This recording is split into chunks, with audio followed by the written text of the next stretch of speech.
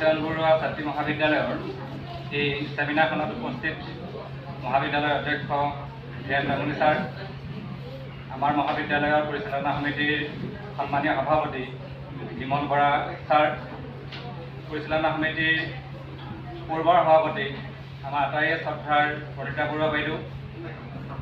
আমাৰ মহাবিদ্যালয়ৰ প্ৰাক্তন অৱসৰপ্ৰাপ্ত অধ্যক্ষ কবিতা ৰাজগুৰু বাইদেউ,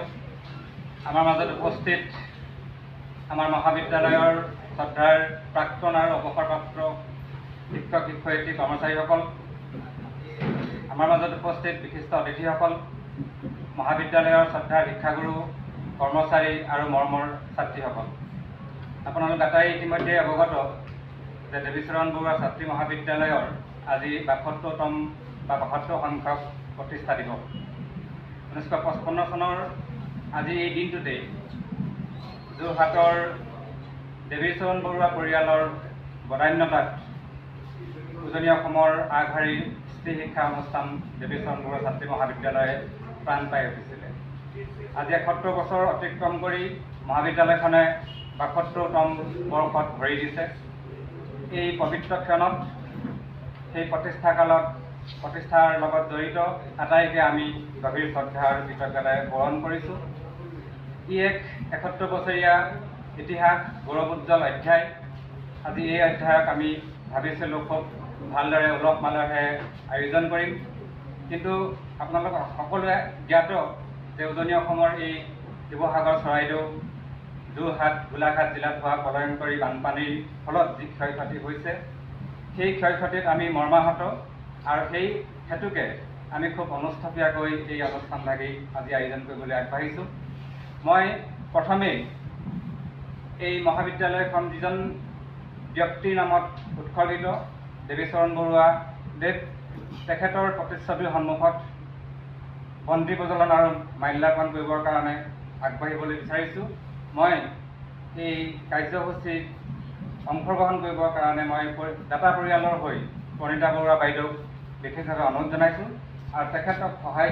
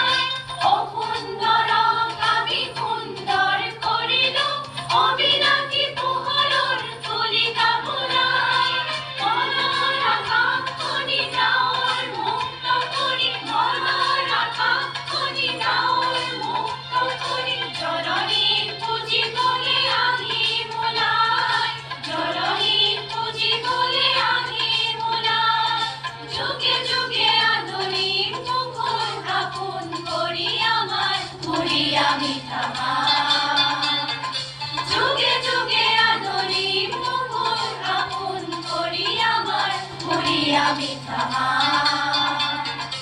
আমার পুরি আমি থামা আমার পুরি আমি থামা আমার আমার আমার আমার কুহর লাগে পৃথিবী খজা বলে জীবনের বাত কুহর গিরিব পূজা আধার দৈত্য আমি এই করুপ দাধা আমি এই করুপ দাধা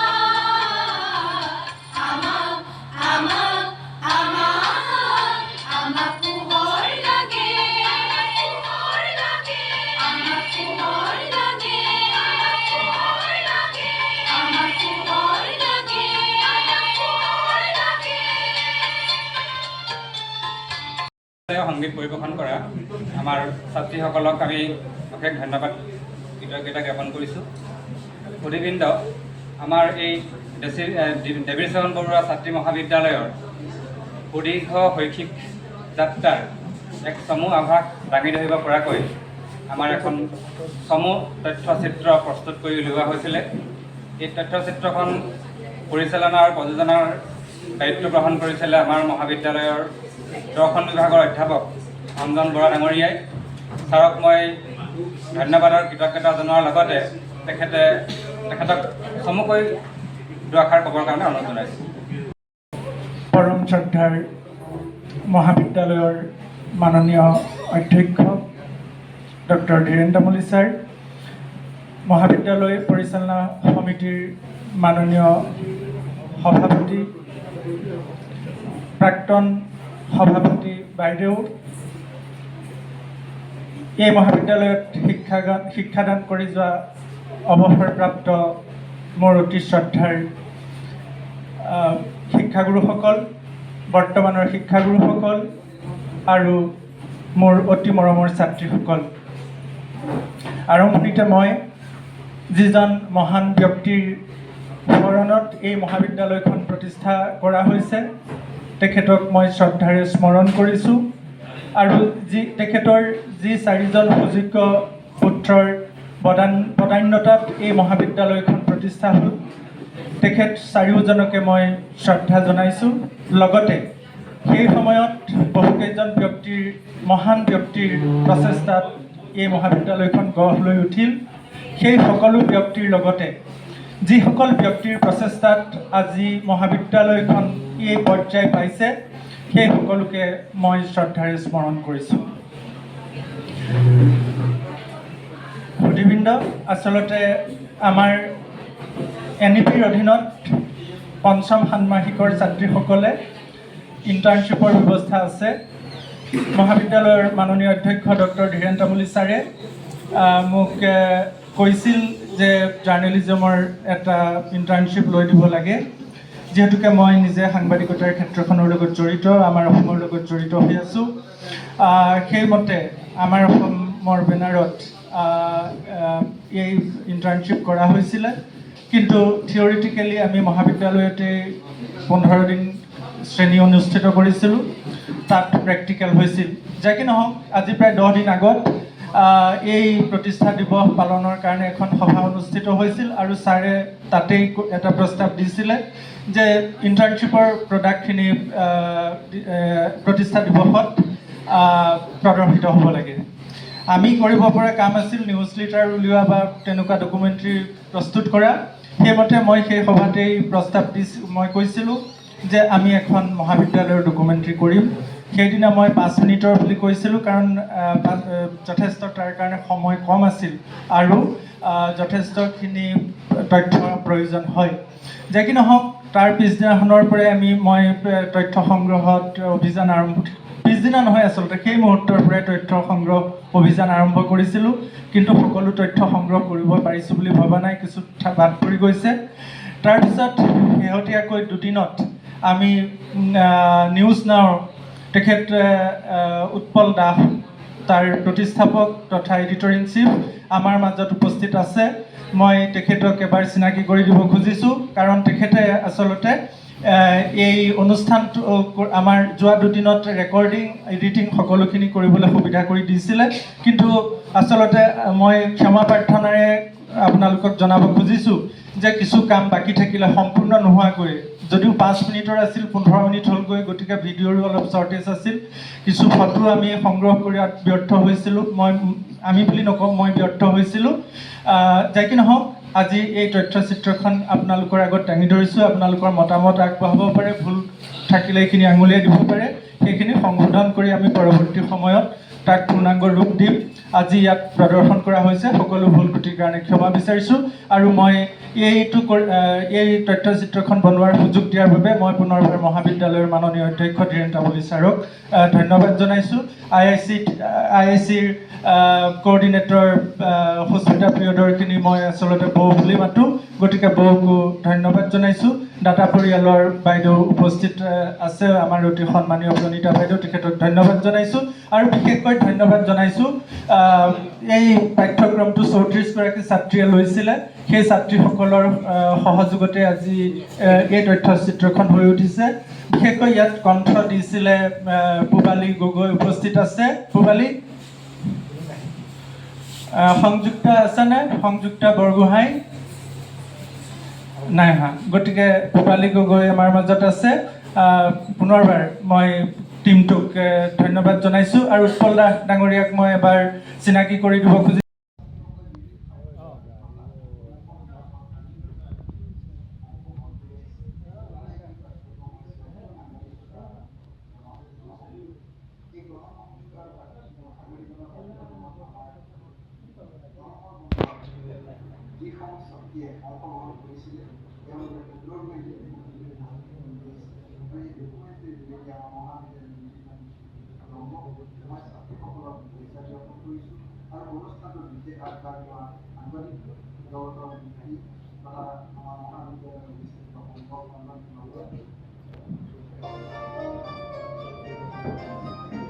সভাখন পৰিচালনা কৰিবৰ কাৰণে আমাৰ মহাবিদ্যালয়ৰ সন্মানীয় অধ্যক্ষ ডক্টৰ ধীৰেন তামুলী ছাৰক মই অনুৰোধ জনাইছোঁ আৰু ছাৰক মঞ্চত আসন গ্ৰহণ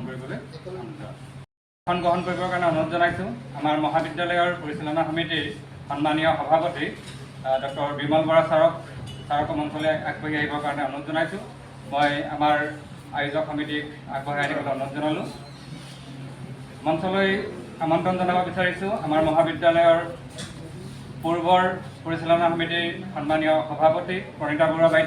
বাইদেউকো মই মঞ্চলৈ আগবঢ়াই আনিবৰ কাৰণে অনুৰোধ জনাইছোঁ